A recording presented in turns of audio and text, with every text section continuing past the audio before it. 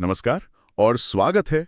आज हम एक बहुत ही दिलचस्प विषय पर बात करने वाले हैं। जी नमस्कार। हम मैडलिन मार्टिन के उपन्यास द सीक्रेट बुक सोसाइटी के कुछ खास हिस्सों को समझने की कोशिश करेंगे। बिल्कुल। हमारे पास उपन्यास के कुछ अंश हैं जिनसे कहानी और उसके पीछे छुपे संदेशों का पता चलता है। हाँ, मतलब पूरी किताब नहीं, पर वो हिस्से जो एसेंस बता दें। सही। और हमारा मकसद आज ये समझना है कि कैसे द्वितीय विश्व युद्ध जैसे भयानक समय में किताबें और कहानियां वो कैसे उम्मीद जगाती थी, हिम्मत देती थी। बिल्कुल, और ये उपन्यास इसी बात को दिखाता है। हाँ, जैसा इन अंशों में दिखता है। तो चलिए शुरू करते हैं इस कहानी की परतों को खोलना। देखते हैं शब्दों ने उस मुश्किल दौर में क्या कमाल किया। हाँ, तो पहले थोड़ा उस समय के माहौल को समझना जरूरी है ना। हाँ बिल्कुल, कॉन्टेक्स्ट बहुत जरूरी है। तो ये कहानी है द्वितीय विश्व युद्ध के दौरान की, इंग्लैंड में और खासकर लंदन में। वो दौर था जब जर्मन हवाई हमले हो रहे थे, जिसे लंदन ब्लिट्स कहते हैं। ओ हाँ, वो भयानक बमबारी। जी, सोचिए जरा, रातें धमाकों से गूंज रही हैं, सायरन बज रहे हैं, घर मलबे में बदल रहे हैं। मतलब हर पल मौत का डर। सिर्फ घरों का नुकसान नहीं, एक मनोवैज्ञानिक दबाव भी रहा होगा। बहुत ज्यादा डर, अनिश्चितता, तनाव, ये सब रोज की जिंदगी का हिस्सा था। परिवार बिछड़ रहे थे, बच्चों को सुरक्षित जगहों पर भेजा जा रहा था। पूरा जो सामान्य जीवन का ताना बाना था वो बिखर गया था। और जाहिर है इस उथल पुथल का असर सिर्फ घरों या सड़कों तक नहीं रहा होगा, ज्ञान और संस्कृति की जगहों पर भी तो पड़ा होगा ना। निश्चित रूप से। स्कूल, दुकानें बंद थे, और जो हमारे आज के विषय के लिए जरूरी है, लाइब्रेरियां, किताबों की दुकानें, वो या तो तबाह हो गई थी या वहां जाना खतरनाक था। हाँ, सोचा जा सकता है। और फिर कागज की कमी थी, छपाई पर भी पाबंदियां थीं। तो नई किताबें तो छोड़िए, पुरानी किताबें मिलना भी मुश्किल हो गया था। तो लोगों के पास पढ़ने को कुछ था ही नहीं लगभग। हाँ, बहुत कम। और ये सिर्फ मनोरंजन की बात नहीं थी, ये एक तरह से बाहरी दुनिया से कट जाने जैसा था। जानकारी कम थी, अफवाहें तेजी से फैलती थीं। लोगों के पास न सिर्फ वक्त गुजारने के साधन कम थे, बल्कि वो चीजें भी कम हो गई थीं जो उन्हें मानसिक रूप से जोड़ती, हौसला देती। हाँ, एक मानसिक संबल जो होता है। बिल्कुल। तो ऐसे निराशा वाले माहौल में कहानी की हीरोइन लूसी सामने आती है ना।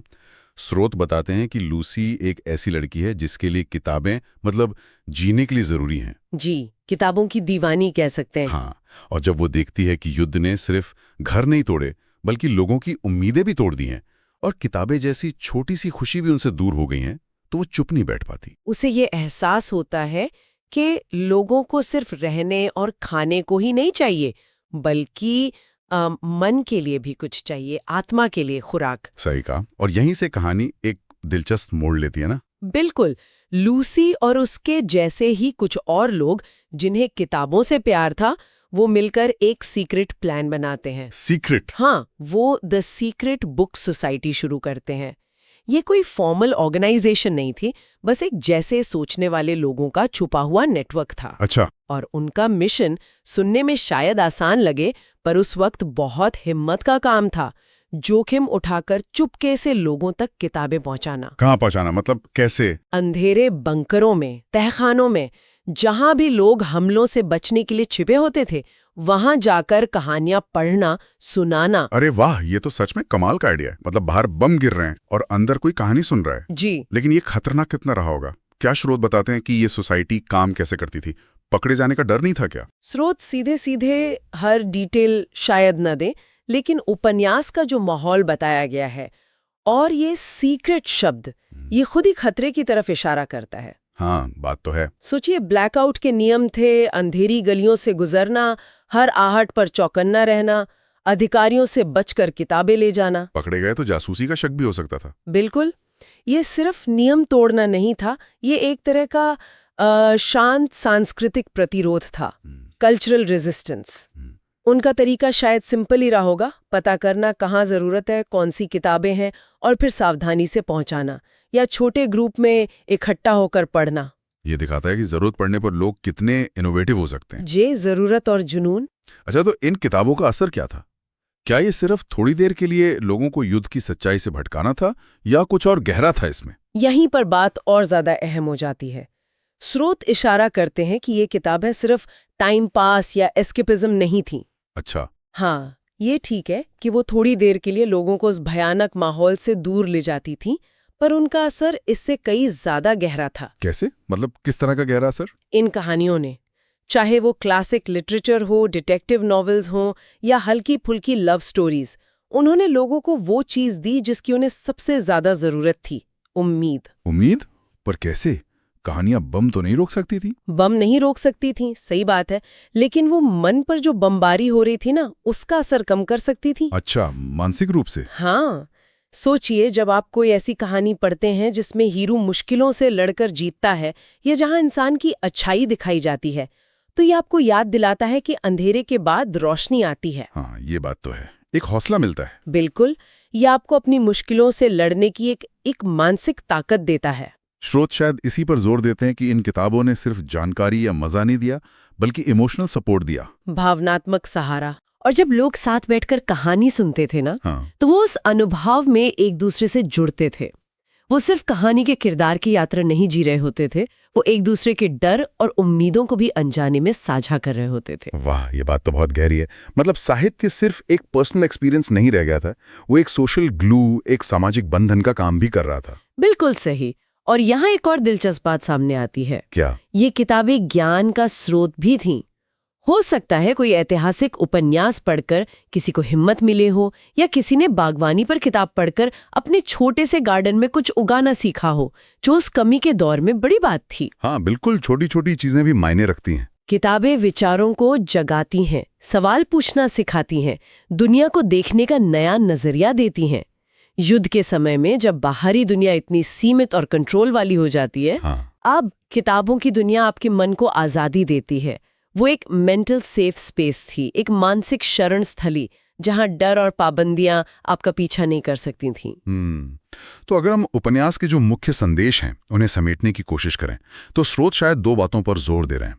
पहला तो ये, जिसकी हम बात कर रहे हैं, किताबों और कहानियों की ताकत। हाँ, असीम शक्ति। ये सिर्फ कागज पर छपे शब्द नहीं है, ये जिंदा अनुभव हैं। हंसाते हैं, रुलाते हैं, सोचने पर मजबूर करते हैं, और सबसे बड़ी बात, बुरे हालात में भी इंसानियत को जिंदा रखते हैं। बिल्कुल, ये याद दिलाते हैं कि क्रूरता और विनाश के बीच भी सुंदरता, प्रेम, साहस, ये सब मौजूद है। सही। और दूसरा संदेश जो लगता है उभर रहा है, वो है समुदाय का, इंसानी जुड़ाव का महत्व। जी हाँ, कम्युनिटी और कनेक्शन की ताकत। ये सीक्रेट बुक सोसाइटी सिर्फ किताबें बांटने का मिशन नहीं थी, ये लोगों को जोड़ने का मिशन भी थी। अच्छा, इस नजरिए से भी देखना चाहिए।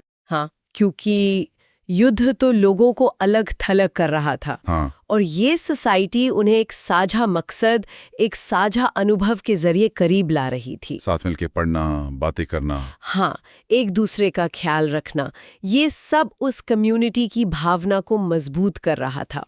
उपन्यास शायद यही दिखाता है कि जब लोग साथ आते हैं, एक दूसरे का सहारा बनते हैं, तो उनकी जो कलेक्टिव स्ट्रेंथ होती है, वो डर और निराशा पर भारी पड़ सकती है। ये मिलजुल कर रहने की भावना ही उनकी ढाल बन गई उस अंधेरे वक्त में। बिल्कुल। ये तो बहुत गहरा पॉइंट है।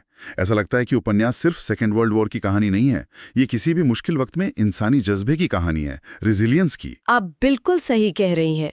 अगर हम इसे थोड़ा और बड़े कैनवस पर देखें, तो ये उपन्यास युद्ध या किसी भी संघर्ष के दौरान इंसानी आत्मा के लचीलेपन और क्रिएटिविटी का एक बेहतरीन उदाहरण है। हाँ, इतिहास में ऐसे उदाहरण मिलते हैं। जी, इतिहास गवाह है कि सबसे मुश्किल हालात में भी इंसान जीने, जुड़ने, कुछ नया रचने और उम्मीद बनाए रखने के रास्ते निकाली लेता है।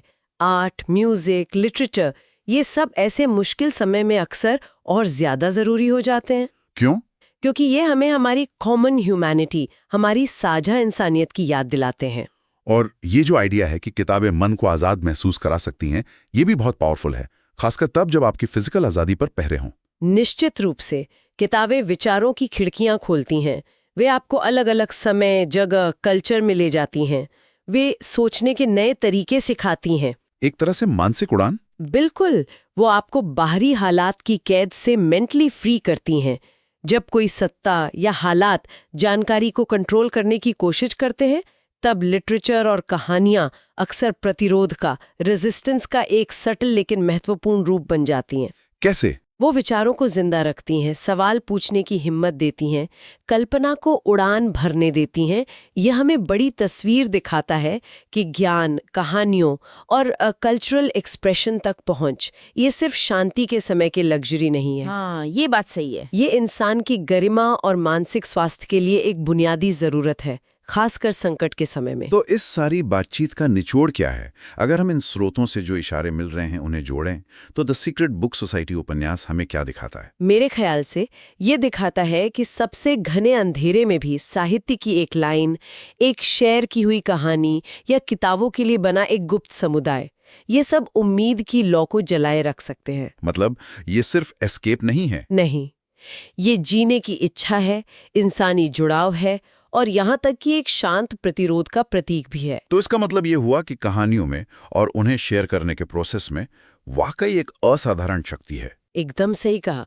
और मेरे विचार में इस उपन्यास और इन अंशों से मिलने वाला सबसे अहम सबक यही है कि युद्ध, तबाही, अराजकता के बीच भी ज्ञान, संस्कृति और मानवीय रिश्ते कितने पावरफुल हो सकते हैं। वो उम्मीद का प्रतीक बन सकते हैं। हाँ, उम्मीद का प्रतीक, प्रतिरोध का हथियार, और वो हमें उस चीज से जोड़े रखते हैं जो हमें इंसान बनाती है। जब फिजिकल स्ट्रक्चर टूट रहे हों, तब विचारों, भावनाओं और साझा अनुभवों का ढांचा हमें थाम सकता है, सहारा दे सकता है। जी। और ये बात तो आज भी उतनी ही रेलेवेंट लगती है ना?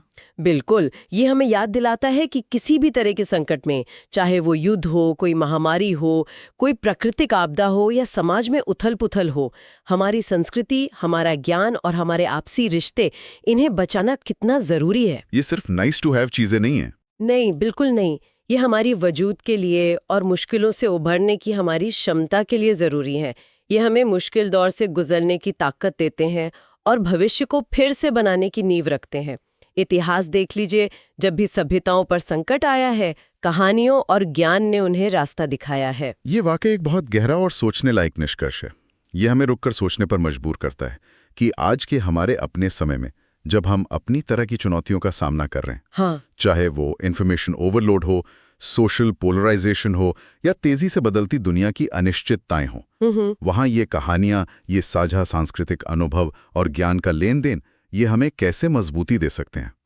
वो कैसे हमें अलग अलग नजरियों को समझने और एक दूसरे से बेहतर तरीके से जुड़ने में मदद कर सकते हैं। शायद यही सवाल है जिस पर हम सबको अपने अपने लेवल पर सोचने की जरूरत है। एक बहुत महत्वपूर्ण सवाल, और इसके जवाब शायद हमें अपने आसपास की कहानियों और समुदायों में ही मिले। इसी विचार के साथ हम आज की ये गहन चर्चा यहीं समाप्त करते हैं। जी।